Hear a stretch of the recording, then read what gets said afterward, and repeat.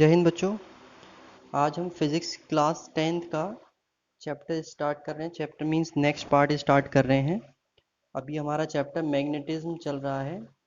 इसके हमने काफ़ी सारे पार्ट्स कंप्लीट कर लिए हैं। लेंथी चैप्टर है। आई होप आपको समझ में आ रहे होंगे सारे पार्ट्स इसके। लेंथी चैप्टर होने की वजह से इसके काफ़ी सारे पार्ट्स डिवाइड होकर बनेंगे। तो चलिए आज हम टॉपिक ले रहे हैं force on current carrying conductor in a magnetic field. देखिए, टॉपिक को थोड़ा सा इंट्रोड्यूस करा देते हैं पहले। ये क्या है, आपको फोर्स की स्टडी करनी है। उस किस पर? एक कंडक्टर है जिसमें करंट फ्लो कर रहा है और उस कंडक्टर को हमने मैग्नेटिक फील्ड में प्लेस करे क्या किया हुआ है। इस इस कंडीशन में उस पर कितना फोर्स वर्क कर रहा है, किस डायरेक्शन में वर्क कर रहा है, उसके रिगार्डिंग इस टॉपिक में हम स्टडी करेंगे। देखिए, इससे पहले ओरेस्टेड में हमने देखा था, ओरेस्टेड एक्सपेरिमेंट जो था वहाँ पर हमने एक एक्सपेरिमेंट देखा था, ओरेस्टेड को एक्सप्लेन किया था। अगर आपको याद ना हो तो आप प्रॉपरली पीछे देख सकते हैं, वीडियोस जो पहले की हैं वहाँ चेक कर सकते हैं।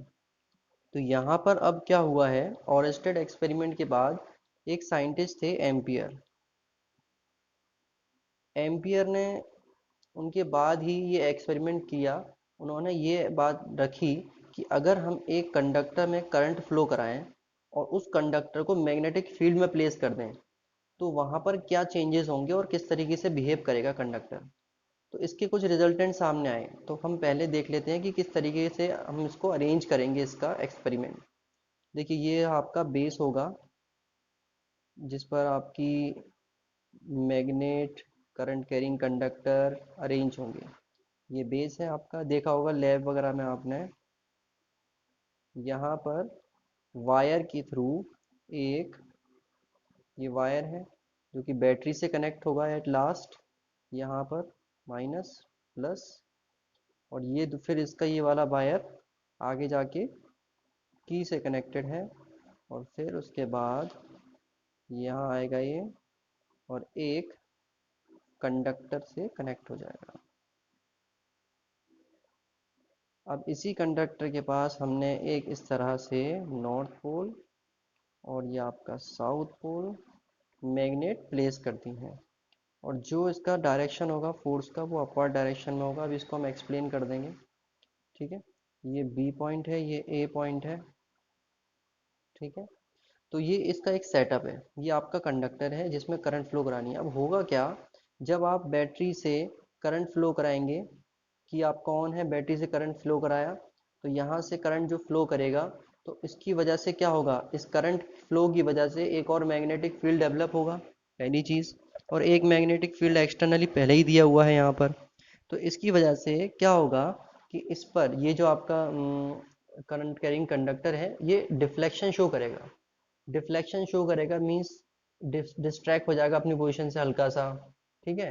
देन उसके बाद क्या होगा, ये जो मैग्नेटिक फील्ड एक इधर ये बाहर का है एक्सटर्नल, और एक इसका खुद की वजह से जनरेट होगा मैग्नेटिक फील्ड। इसकी वजह से क्या चेंज होंगे कि जो रिजल्टेंट मैग्नेटिक फील्ड है, रिजल्टेंट मैग्नेटिक फील्ड इस किस टाइप का होगा कि एक साइड पर तो होगा ये वीक और दूसरी साइड पर होगा स्ट्रॉन्ग। देन दिस साइड, एक साइड से दूसरी साइड पर डिफरेंस क्रिएट हो जाएगा आपके मैग्नेटिक फील्ड में, रिजल्टेंट मैग्नेटिक फील्ड में। क्योंकि एक मैग्नेटिक फील्ड इसकी वजह से आएगा करंट कैरिंग कंडक्टर की वजह से, एक मैग्नेटिक फील्ड आपका इसकी वजह से बनेगा। दोनों का रिजल्टेंट जो निकलेगा वो ये होगा कि एक साइड पर वीक मैग्नेटिक फील्ड मिलेगा, एक साइड पर स्ट्रॉन्ग मिलेगा कंपेयर टू द वीक। इस तरीके से ये एक्टिविटी इन्होंने की थी। यहाँ फिर एक फोर्स अप्लाई होगा जिसकी डायरेक्शन क्या होगी, फोर्स की डायरेक्शन आपकी अपवर्ड डायरेक्शन में जाएगी, ठीक है।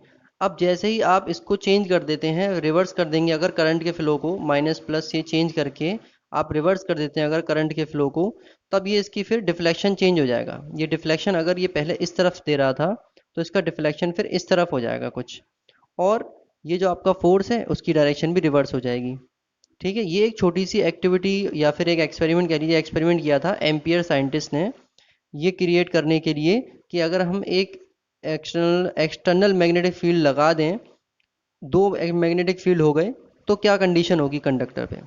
चलिए इसके बेस पर फिर एक डेरिवेशन किया इन्होंने, जो डेरिवेशन आपको ट्वेल्थ क्लास में मिलेगा।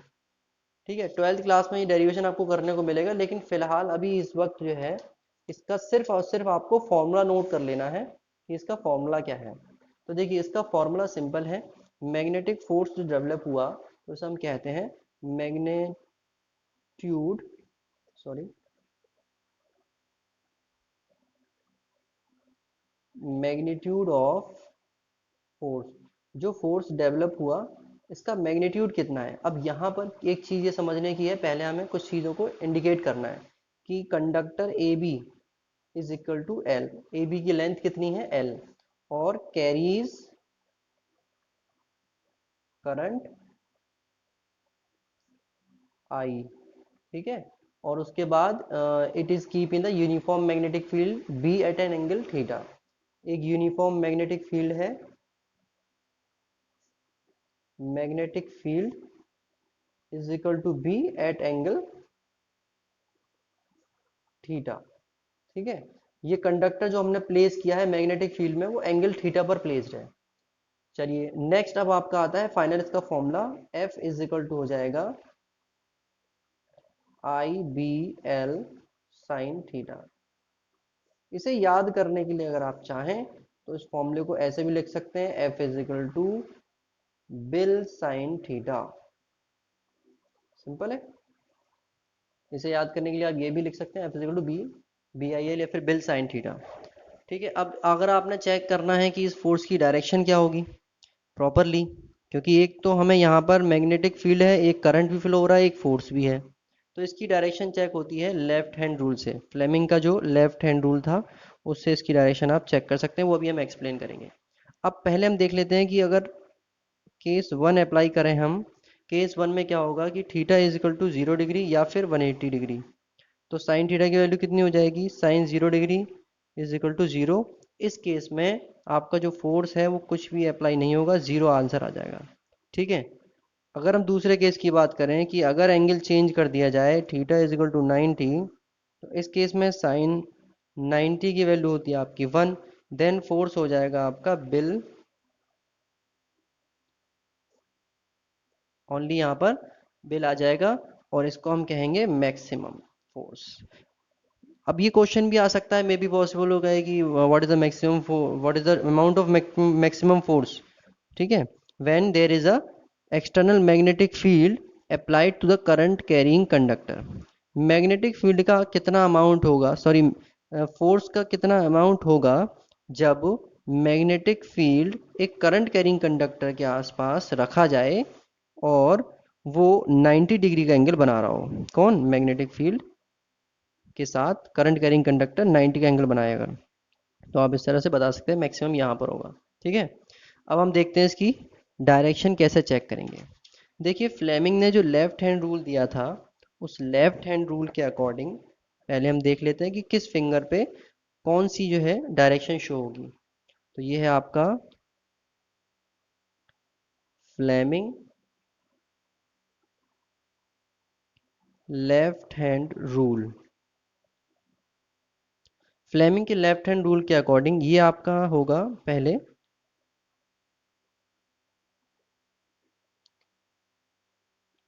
ये आपकी फोर फिंगर हो गई, ये आपका थंब हो गया, और ये आपकी मिडिल फिंगर। ठीक है,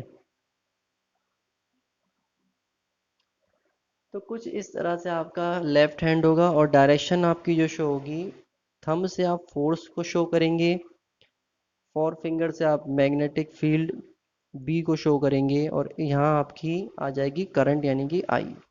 ठीक है, तो अगर आप इसे नोट करना चाहें तो सिंपली नोट कर सकते हैं कि इफ़ वी, मैं इसको बोल देता हूँ, आप बुक से प्रॉपरली चाहें तो नोट कर लीजिएगा। If we stretch the four finger, middle finger and the thumb of our left hand in such a way that they are mutually perpendicular to each other. Mutually perpendicular का मतलब होता है कि एक दूसरे के साथ ये 90 का एंगल बना रही हैं। each other as shown in the figure, forefinger indicate the direction of magnetic field, forefinger indicate the direction of magnetic field, and the middle finger indicate the direction of current and the thumb indicate the direction of force on the conductor। Simple है, कुछ इस तरह से आप इसको explain कर सकते हैं। तो चलिए एक न्यूमेरिकल देख लेते हैं जिससे थोड़ा और अच्छे से समझ में आ जाएगा। ये न्यूमेरिकल पिछले वाले पॉइंट से रिलेटेड है, जो पिछला हमने एक पॉइंट किया था, मतलब एक फोर्स था, उससे रिलेटेड है। इसको देखिए थोड़ा सा ध्यान से। An electron has a an electron has a circular path of radius 0.02 meter in perpendicular magnetic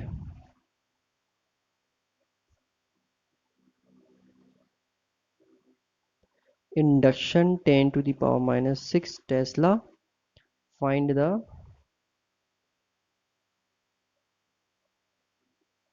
speed of electron। Simple है। क्वेश्चन में क्या कह रहा है कि an electron has a circular path of radius 0.002।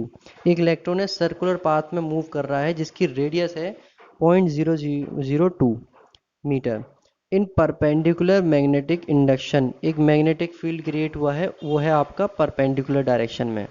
ठीक है, 10⁻⁶ टेस्ला। फाइंड आउट करना है इलेक्ट्रॉन की स्पीड। ठीक है, तो क्वेश्चन को सॉल्व करने के लिए मैंने आपको पहले ही बताया था, गिवन डाटा नोट करेंगे तो radius R is equal to 0.02 metre, B magnetic field 10⁻⁻⁶ tesla, और एक चीज़ और हमें यहाँ से मिल रही है, इलेक्ट्रॉन के ऊपर कितना चार्ज होता है, तो उसे हम Q से नोट करेंगे। Q इज इक्वल टू ई। ई जहाँ भी आएगा आपको इस चैप्टर में, वहाँ मतलब है इलेक्ट्रॉन का चार्ज। और इलेक्ट्रॉन का चार्ज कितना होगा आपका, सिंपली इलेक्ट्रॉन का चार्ज है 1.6 इंटू 10⁻⁻⁹ कूलाम। ये चार्ज आपको प्लेस करना है। अब इससे पहले याद होगा आपको, हमने एक फॉर्मूला लिखवाया था Q V B sine theta. ये फॉर्मूला हमने पहले करवाया था आपको। तो इस फॉर्मूले के अकॉर्डिंग हम इसकी कैलकुलेशन करेंगे। इस कैलकुलेशन में एक टर्म और आने वाला है जिसे आपको समझना है थोड़ा सा। पहले तो ये समझ लीजिए कि ये आपका फोर्स वर्क कर रहा है Q V B sine theta के अकॉर्डिंग, क्योंकि देखियो ये चीज़ यहाँ जो भी डाटा हमें दिया हुआ है उसके अकॉर्डिंग हम इस तरीके से फॉर्मूला लगाएंगे। देखो बी दिया हुआ है यहाँ पर, तो बी है इसमें। आर मीन्स है यहाँ पर कि कितना इसका एरिया है जिस सर्कुलर में चल रहा है। इसको हम अगर रिमूव कर दें, हटा दें थोड़ी देर, और आपको दिया हुआ है क्यू। क्यू है और बी है। फाइंड आउट करने को क्या कह रहा है, ये वी स्पीड। तो इससे हमें पता लग गया कि हमें ये वाला फॉर्मूला अप्लाई करना है। अगर इसमें करंट दी होती तो फिर हम आई करंट को यूज करके बिल साइन थीटा वाला फॉर्मूला लगा देते, बट ये इधर फिट नहीं बैठ रहा, हम इसको नहीं ले रहे हैं। तो अब हमने लिया ये फॉर्मूला, थीटा की वैल्यू उन्होंने कहा था ये परपेंडिकुलर है, मतलब 90। तो फॉर्मूला क्या बनेगा, क्यू वी बी ओनली, ये हो गया आपका फोर्स। यहाँ पर क्यू है हमें दिया हुआ है, ये रहा, बी दिया हुआ है, ये रहा, वी हमें फाइंड आउट करना है। फोर्स तो है नहीं, तो कैसे। देखो जब भी कोई ऑब्जेक्ट जो है सर्कुलर मोशन में चलती है इस तरह से, तो एक तो है आपका चारों तरफ जो फील्ड है उसकी वजह से फोर्स लगा, तो वो ये हो गया मैग्नेटिक फील्ड की वजह से जो फोर्स है। एक होता है आपका, एक फोर्स वर्क करता है टुवार्ड्स द सेंटर। ठीक है, एक फोर्स ये होता है जो वर्क करता है टुवार्ड्स द सेंटर। इस फोर्स को हम अप्लाई करेंगे। जैसे कि आप समझ लीजिए जब आप वो घुमाते हैं, एक पत्थर को धागे में बांध के घुमाते हैं, तो वो क्या होता है, बाहर जाने की कोशिश कर रहा होता है, लेकिन एक फोर्स है जो उसे बांधे हुए रखता है, जो कि किसका फोर्स होता है, आपके उस धागे का फोर्स होता है, जो उसे बाहर नहीं जाने तक खींच रहा होता है, अपनी तरफ खींच रहा होता है। ठीक है, यही फोर्स की हम बात कर रहे हैं, सेंट्रीपिटल फोर्स कहते हैं इसको। ठीक है, इस सेंट्रीपिटल फोर्स इक्वल हो जाएगा आप जब तक ये आपका सर्कुलर डायरेक्शन में चलता रहेगा इलेक्ट्रॉन। इसका मतलब है कि सेंट्रीपिटल फोर्स और ये आपका मैग्नेटिक फोर्स दोनों बैलेंस किए हुए हैं। तो बैलेंसिंग कंडीशन क्या कहती है कि Q V B is equal to M V square upon R. तो हमारे पास क्या क्या है डाटा, सबसे पहले तो हम ये देख लेते हैं। Q है, V है, B है हमारे पास, M आपका मतलब मास ऑफ इलेक्ट्रॉन, वो होता है 9.1 इंटू 10⁻⁻31 kg। R आपको दिया हुआ है ये रहा। देखो एक V से दूसरा V कैंसिल, बचा क्या, सिंगल V यहाँ पर, Q B, Q into B, R इधर आएगा मल्टीप्लाई अपॉन M यहाँ नीचे डिवाइड, ये हो गया आपका B। अब सबकी वैल्यू पुट कर देनी है। Q की वैल्यू कितनी थी, 1.6 इंटू 10⁻⁻19, बी की वैल्यू 10⁻⁻6 इंटू आर की वैल्यू 0.02, और आपका mass M 9.1 into 10⁻⁻31 is equal to B. अब इसको आप सॉल्व कर लेंगे प्रॉपर्ली। अच्छा, इसको सॉल्व करने का तरीका सिंपल ही होता है कि 10 को आप साइड में कर लो सबसे पहले, बाकी सारी क्वांटिटी को एक साइड कर लो। मतलब 1.6 इंटू 0.02 अपॉन 9.1 इंटू 10⁻⁻19 -6, अब ये -31 ऊपर आएगा तो प्लस का हो जाएगा 31 इज इक्वल टू वी चल ही रहा है यहाँ पर।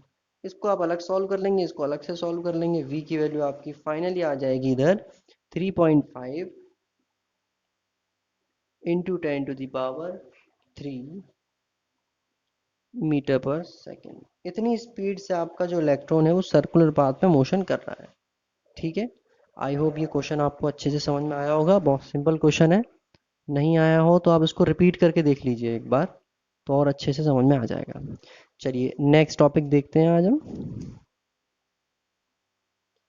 अगला टॉपिक है आज हमारा मैग्नेटिक फ्लक्स। मैग्नेटिक फ्लक्स बहुत ही इंपॉर्टेंट टॉपिक है। ये 12th क्लास में आपको बहुत ही ब्रॉड फॉर्म में मिलेगा। अभी आप इसे थोड़ा सा इंट्रोडक्शन टाइप पढ़ लीजिए, 12th क्लास में आपको ये ब्रॉड फॉर्म में मिलने वाला है। तो ये है आपका मैग्नेटिक फ्लक्स। देखिए मैग्नेटिक फ्लक्स का मतलब क्या है यहाँ पर, कि आपकी जो मैग्नेटिक की लाइन होती हैं, हम पहले ये समझ लेते हैं कि देखिए पहले हमने पढ़ा था कि मैग्नेटिक फील्ड की लाइंस हैं, ये जा रही हैं, सपोजेड ये लाइंस हैं, ठीक है, ये लाइंस है आपकी, ये बताती हैं कितनी इंटेंसिटी है मैग्नेटिक फील्ड की। अब मैंने डिसाइड कर लिया कि मेरे पास एक इस तरीके से एक शेप है, जैसे मैं कह रहा हूँ स्क्वायर शेप है एक, ठीक है। अब इस स्क्वायर शेप में का कुछ ना कुछ एरिया होगा। इस स्क्वायर शेप में से कितनी लाइन पास हो रही है, दो लाइन, यही इसकी क्वांटिटी होगी, यानी कि मैग्नेटिक फ्लक्स। ये दो लाइन पास हो रही है, यही इंडिकेशन है कि इस एरिया में से जितना फ्लक्स ये लाइन पास हो रही है उतना ही फ्लक्स है मैग्नेट का। ठीक है, ये सिंपल सी इसकी एक्सप्लेनेशन है। अब आपने समझना है सिंपल कि अगर इससे पहले एक थोड़ा सा इसी समझ लीजिए एरिया वेक्टर। एरिया वेक्टर, देखो एरिया वेक्टर सिंपल कुछ नहीं है, हमने पढ़ा है कि एरिया आपकी कैसी क्वांटिटी है, स्केलर क्वांटिटी है। एरिया कैसी क्वांटिटी है, स्केलर क्वांटिटी। बट जब हम बात करते हैं फ्लक्स के रेस्पेक्ट में, तो एरिया को हम वेक्टर क्वांटिटी लेके चलते हैं। और ये किस तरीके से होता है कि सपोज दैट हमारे पास एक एरिया का है कुछ, है ना, सरफेस है, यहाँ से मैग्नेटिक फील्ड लाइंस जा रही हैं, तो उनका डायरेक्शन मान लीजिए कुछ इस तरह से है, ये आपकी डायरेक्शन है मैग्नेटिक फील्ड का।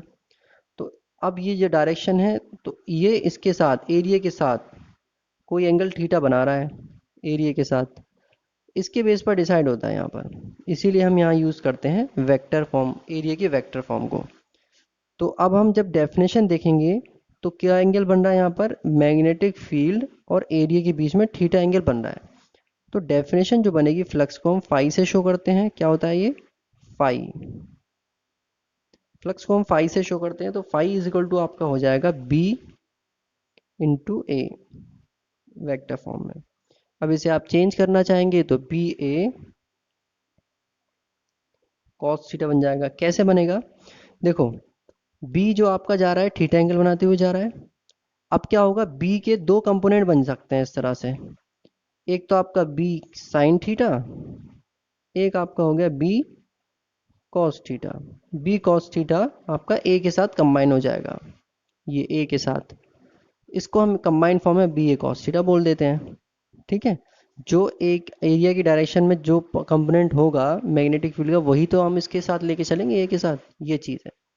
अब इसकी थोड़ा सा प्रॉपरली डेफिनेशन देख लेते हैं कि मैग्नेटिक फ्लक्स की प्रॉपर डेफिनेशन क्या कहती है। ठीक है, देखिए डेफिनेशन बहुत सिंपल सी है।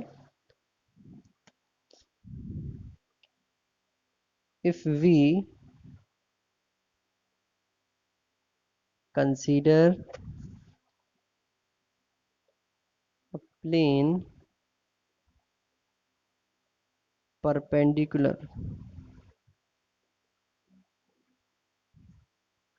to magnetic field, then product of magnetic field B and area of plane is called magnetic flux phi।